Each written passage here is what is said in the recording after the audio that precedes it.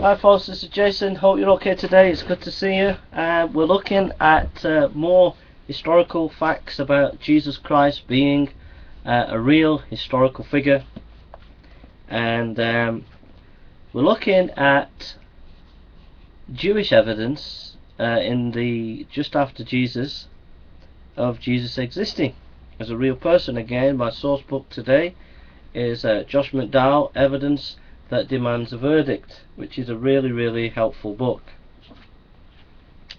And you can always check out this information. They're always using excellent scholars in here, and it's an excellent book. The atheists will try to debunk it, but the thing about the atheists, you got to watch them. They do like to twist the facts. Okay. The Jewish reference to Jesus' historicity. The crucifixion. In the Babylonian Talmud, we read, "It has been taught on the eve of Passover they hanged Yeshua. An announcer went out in front of him for 40 days saying he is going to be stoned because he practiced sorcery and enticed and led Israel astray. Anyone who knows anything in his favor, let him come and plead in his behalf." But not having found anything in his favor, they hanged him on the eve of Passover. And there's a list of writings there of where those comments were made in the various sort of Jewish writings. Another version of the text says Yeshua the Nazarene. Yeshua translated through Greek to English as Jesus, and the reference to him being a Nazarene makes the link to Jesus Christ even stronger. Moreover, the word hanged is another way of referring to crucifixion. The Talmud writes, the Jewish scholar Joseph Klauser speaks of hanging in place of crucifixion, since this horrible Roman form of death was only known to Jewish scholars from Roman trials and not from the Jewish legal system. Even Paul, the apostle, Galatians 3:13, expounds the passage, "For cursed of God that which is hanged," Deuteronomy 21:23, as applicable to Jesus. Also, the reference to this crucifixion occurred on the eve of Passover agrees with John. Therefore, this text clearly affirms the historicity of Jesus and his death. It also affirms that the Jewish authorities were involved in the sentencing, but it tries to justify their actions. In a backhanded way, it even attests to Jesus' miracles, but it attempts to explain them away as the work of a sorcerer or a magician, a response mentioned by the gospel writers. Following this Jewish text appears a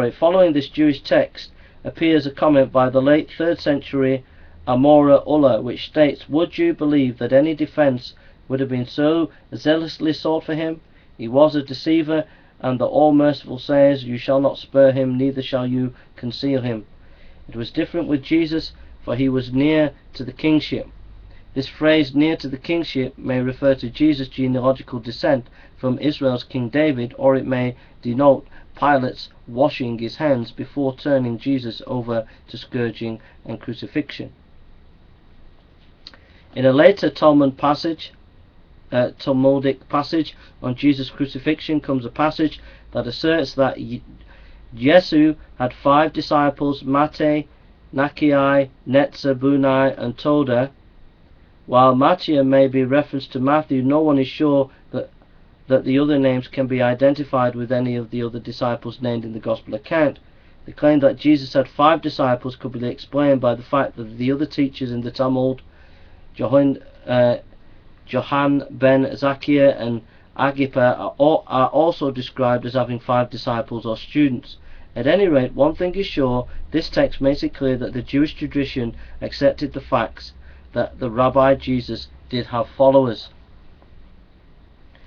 Then the virgin birth in the Talmud. The title Ben Pandera or Ben Pantir and Jeshu Ben Pandir are used of Jesus. Many scholars say Pandera is a play on words, a travesty on the Greek word for virgin, which is Parthenos.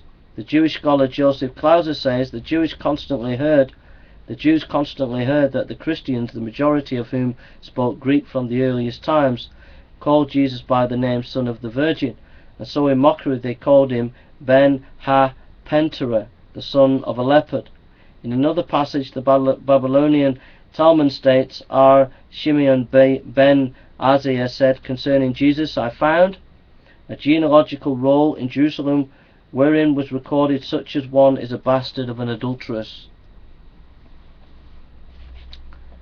In yet another passage we find his mother was Miriam, a woman's hairdresser, as they say, this one strayed from her husband.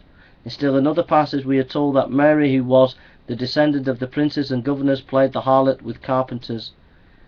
Basically there's a stack of evidence there of early Jewish writings that are talking about Jesus. These Jews were anti-Jesus, and yet they unwittingly recorded Jesus' existence.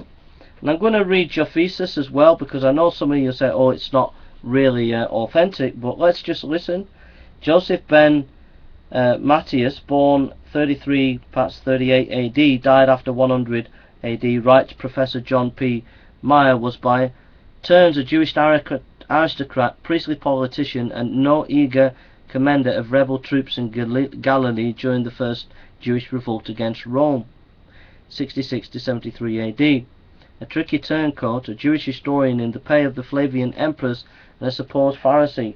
Captured by Vespasian in 67, he served the Romans as mediator and interpreter during the rest of the revolt. Brought to Rome, he composed their two great works, the Jewish War, written in the early 70s, and the much longer Jewish Antiquities, finished about 93-94 AD.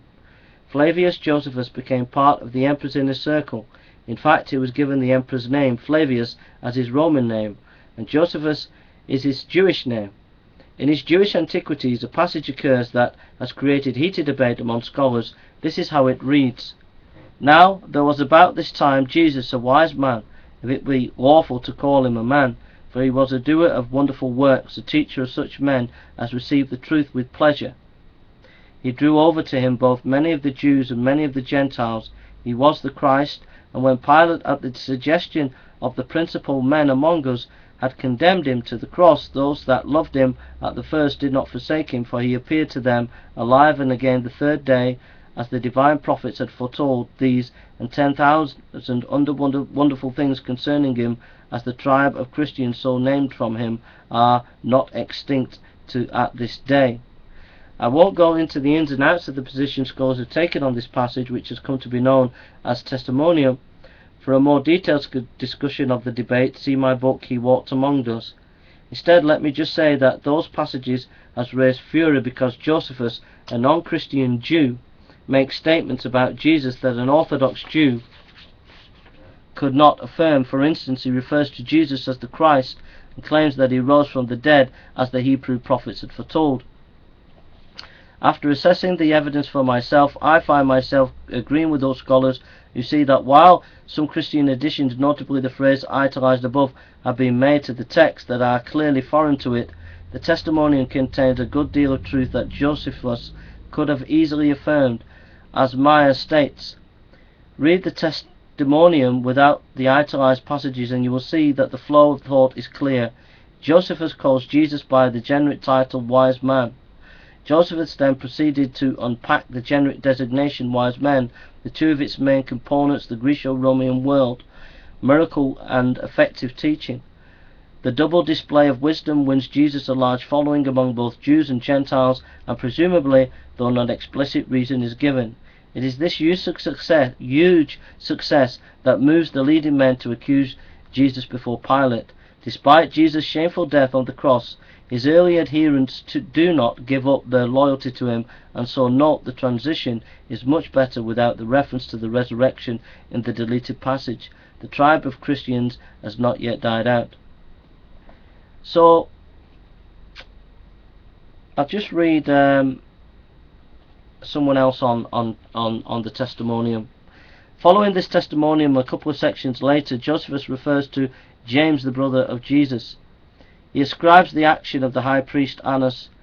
But the younger Annas, who, as we said, received a high priesthood, was of bold disposition and exceptionally daring. He followed the party of the Sadducees, who are severe in judgment above all the Jews, as we have already shown. As therefore Annas was of such disposition, he thought he had now a good opportunity, as Festus was now dead, and Albinus was still on the road. So he assembled a council of judges, and brought before it the brother of Jesus, the so-called Christ, whose name was James, together with some others, and having accused them of lawbreakers, he delivered them over to be stoned. Louis Feldman, professor of classics at Yeshiva University and translator for the edition of the Antiquities, states, few have doubted the genuineness of this passage. So I think if you take the whole of the quotes of Josephus, two of them, I think actually it's a strong case that actually Josephus is testifying to the historicity of Jesus. And I think it's not fair, I think it's lying to actually say that Jesus is a myth and to try and take away what Josephus has been saying about Jesus Christ. What do you think? Let me know. And atheist, look at the facts, and the facts show that Christ was a historical figure. What do you think, folks? Let me know. Take care now and go.